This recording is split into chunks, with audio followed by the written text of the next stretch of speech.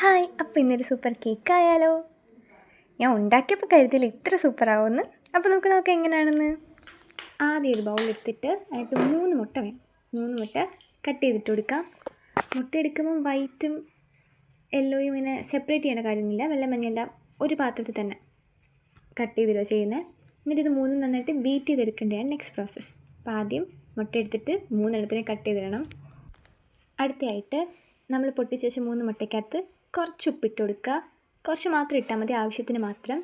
പിന്നെ വേണ്ടത് vanilla essence ആണ്. വാനില എസൻസും കുറച്ച് മതി. ഞാൻ അതിൻ്റെ അടപ്പിൽ തന്നെ കുറച്ച് ഇട്ടിട്ട് ഒഴിച്ച് കൊടുക്കുക ചെയ്തത്. ഒരു ടേബിൾ സ്പൂണിൻ്റെയൊക്കെ ആവശ്യമുള്ളൂ. ഞാൻ ഒരു ഇത്തിരി കൂടി ഒഴിക്കുന്നുണ്ട്, കാരണം അതിൻ്റെ അടപ്പിൽ കുറച്ച് എടുത്തിട്ടുണ്ടായിരുന്നുള്ളൂ. നെക്സ്റ്റ് നമുക്ക് ഈ മുട്ട എന്ത് ചെയ്യണം? ബീറ്റ് ചെയ്യാം. ബീറ്റ് ചെയ്യാൻ എന്ത് വേണം? ബീറ്റർ വേണം. അപ്പോൾ പണ്ട് നമ്മൾ ഉണ്ടാക്കുമ്പോൾ ബീറ്ററൊന്നും ഇല്ല, മറ്റേ ബിസ്ക്കറ്റ് വെച്ച് ചുമ്മാ ഇളക്കാൻ വെച്ച് ഉണ്ടാക്കുന്നത്. പക്ഷേ ക്രീം ശരിയായിട്ടില്ല ഗൈസ്. അപ്പോൾ നമുക്ക് ഇവിടെ ബീറ്റർ വെച്ച് ഉണ്ടാക്കാം. ഇതെങ്ങനെ അതിൻ്റെ സംഭവം ഒന്നും അറിയാൻ വയ്യ, നോക്കാം.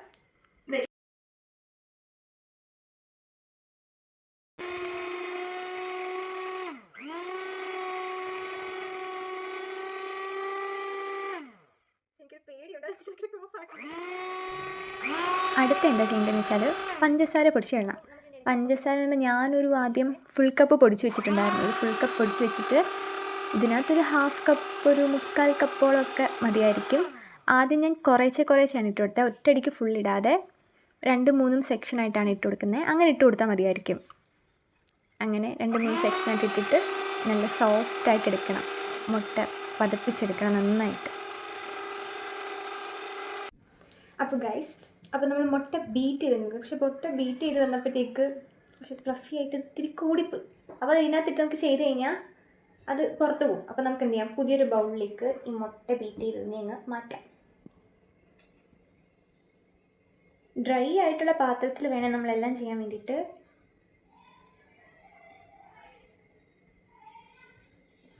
ഇത് ഫുള്ള് വീഴ്ത്തണം. അപ്പം ഇതിൽ മുട്ട നമ്മൾ ഈ പാത്രത്തിലേക്ക് മാറ്റി. അപ്പോൾ കുറച്ച് വലിയ ബൗളായതുകൊണ്ട് നമുക്ക് എല്ലാം മിക്സ് ചെയ്യാൻ പറ്റും. ഇതിൽ മൈദയാണ് കേട്ടോ. മൈദ അരിച്ചിട്ടുണ്ട് 2 വട്ടം.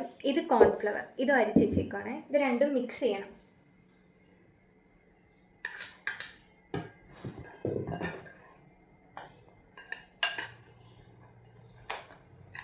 എന്നിട്ട് മിക്സ് ചെയ്ത് നോക്കാം. കുറച്ച് അരിച്ചിട്ട് ആഡ് ചെയ്യാം. നമ്മൾ അരിച്ചതാണ് ഒരു വട്ടം, എങ്കിലും അരിച്ചിട്ട് ആഡ് ചെയ്യാം. ഒറ്റ റൗണ്ടിൽ നമുക്കെല്ലാം മിക്സ് ചെയ്യേണ്ട. നമ്മളെല്ലാം പെതുക്കെ 2-3 സെറ്റായിട്ട് ഇട്ടാൽ മതി. ഒരുപാട് ശക്തിക്കങ്ങ് നമ്മളിട്ട് ഇളക്കേണ്ട കാര്യമൊന്നുമില്ല. ഈ സെക്കൻഡ് റൗണ്ട് നമുക്ക് ആഡ് ചെയ്ത് കൊടുക്കാം.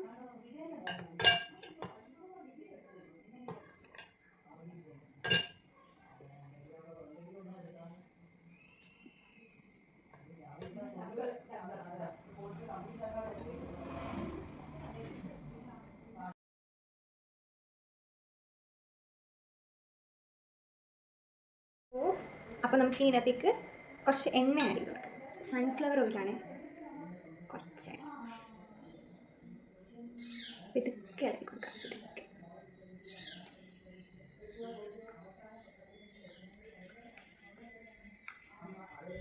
ഇതൊക്കെ കുറച്ച് എണ്ണ ആഡ് ചെയ്തിട്ട്, എണ്ണ എന്ന് പറയുമ്പോൾ എത്ര, ഒരു 1/4 കപ്പൊക്കെ, ജസ്റ്റ് 1/4 കപ്പ് എണ്ണ ആഡ് ചെയ്തിട്ടുണ്ടെങ്കിൽ നന്നായിട്ടല്ല, ജസ്റ്റ് ഇതൊക്കെ ക്ലോക്ക് വൈസ് രീതിയിലൊന്ന് മിക്സ് ചെയ്ത് കൊടുക്കാം. നമുക്ക് ഇതിലേക്ക് കുറച്ച് ബേക്കിംഗ് സോഡ ഇട്ട് കൊടുക്കാം. ജസ്റ്റ് ഇച്ചിരി പൊങ്ങി വരണ്ടേ എങ്ങനെയൊക്കെ ഇത്തിരി ഇട്ടാൽ മതി കേട്ടോ. കുറച്ചിട്ട് ഇതൊക്കെ ഒന്ന് മിക്സ് ചെയ്ത് കൊടുക്കാം. അപ്പോൾ നമ്മുടെ ബാറ്റർ ഇവിടെ ഫുൾ സെറ്റായിട്ടുണ്ട്. അപ്പോൾ ബാറ്ററിൻ്റെ കൺസിസ്റ്റൻസി എന്ന് പറയുന്നത് കണ്ടില്ലേ, ഇതാണ് നമ്മുടെ ബാറ്ററിൻ്റെ കൺസിസ്റ്റൻസി. ബാറ്റർ ഇവിടെ റെഡി ആയിരിക്കുകയാണ്. നമുക്കിത് ഏത് പാത്രത്തിൽ വെച്ചിട്ടാണോ നമ്മൾ ബേക്ക് ചെയ്യുന്നത് അത് വെച്ച് ചെയ്യാം. ബാറ്റർക്ക് ഇതൊക്കെ ഒഴിച്ച് കൊടുക്കാം. അപ്പം ഇത് ഒഴിക്കുന്നതിന് മുമ്പ് ശ്രദ്ധിക്കുക, അടിയിൽ ബട്ടർ പേപ്പറോ അല്ലെങ്കിൽ നെയ്യോ എണ്ണയോ എന്തെങ്കിലും തൂത്ത് കൊടുക്കുക. അപ്പോൾ നമ്മൾ ഇതിനകത്തേക്ക് മാറ്റി കഴിഞ്ഞു. ഇതിനകത്ത് നമ്മൾ എന്ത് ചെയ്യാൻ പോകുന്നത്? ബേക്ക് ചെയ്യാൻ പോകുന്നത്. അതിൻ്റെ അടിയിൽ ബട്ടർ പേപ്പർ വെച്ചിട്ടുണ്ട്. ബട്ടർ പേപ്പർ എന്ന് വെച്ചാൽ വലിയ കാര്യമൊന്നുമില്ല കേട്ടോ. ഒരു നോർമൽ പേപ്പറിനകത്ത് കുറച്ച് എണ്ണയൊക്കെ തടവി എടുത്താൽ മതി. ബട്ടർ പേപ്പറായിട്ട് യൂസ് ചെയ്യാൻ പറ്റും. അല്ലെങ്കിൽ എന്താ സാധാ ബട്ടറോ നെയ്യോ എണ്ണയോ എന്തെങ്കിലും ആ പാത്രത്തിന് ചുറ്റും ജസ്റ്റ് തേച്ച് കൊടുത്താൽ മതി. നിലയ്ക്ക് വന്നു. അപ്പോൾ നമ്മൾ ഗ്യാസ് കത്തിച്ചിട്ടുണ്ട്. കല്ല് വെച്ചിട്ട് ഒരു ഹൈ ഫ്ലെയിമിൽ തന്നെ ഒരു 4-5 മിനിറ്റ് എന്ത് ചെയ്യണം? ചൂടാവണം. അത് കഴിഞ്ഞിട്ട് നമുക്ക് നമ്മുടെ ബീറ്റ് ചെയ്ത ബാറ്ററിൻ്റെ മുകളിൽ വെച്ചിട്ട് നല്ല എയർ ടൈറ്റ് അടച്ച് വെച്ചിട്ട് വേണം എന്ത് ചെയ്യാൻ, ബേക്ക് ചെയ്തെടുക്കാം. ബാറ്ററിൻ്റെ മുകളിലേക്ക് വെച്ചിട്ട് എയർ ടൈറ്റ് ആയിട്ട് വേണം അടയ്ക്കാൻ. ഇത് അത്ര ടൈറ്റ് അല്ലാത്തത് കൊണ്ട് വെച്ച് കൊടുക്കാം.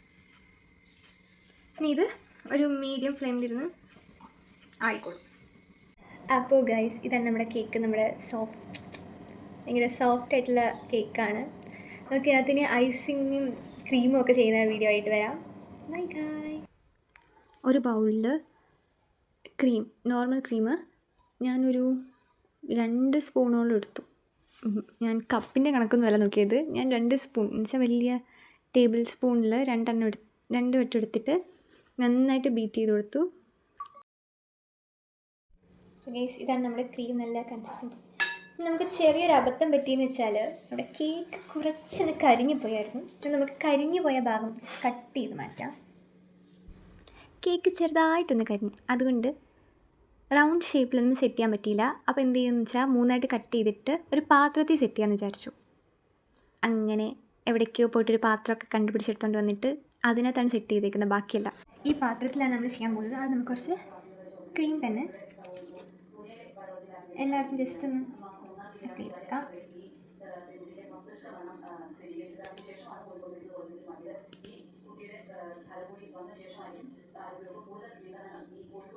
നമുക്ക് കേക്ക് വെക്കാം. നമുക്ക് കുറച്ച് സിറപ്പ് ഒഴിച്ചു കൊടുക്കാം.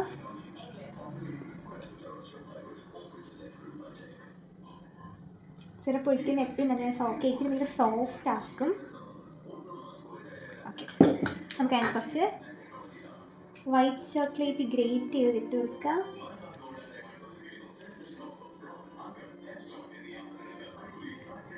നമുക്ക് അതിൻ്റെ മുകളിൽ കുറച്ച് ക്രീം ആഡ് ചെയ്ത് കൊടുക്കാം. ഇനി നമുക്ക് അതിലേക്ക് ഗ്രേറ്റ് ചെയ്ത് വെച്ചു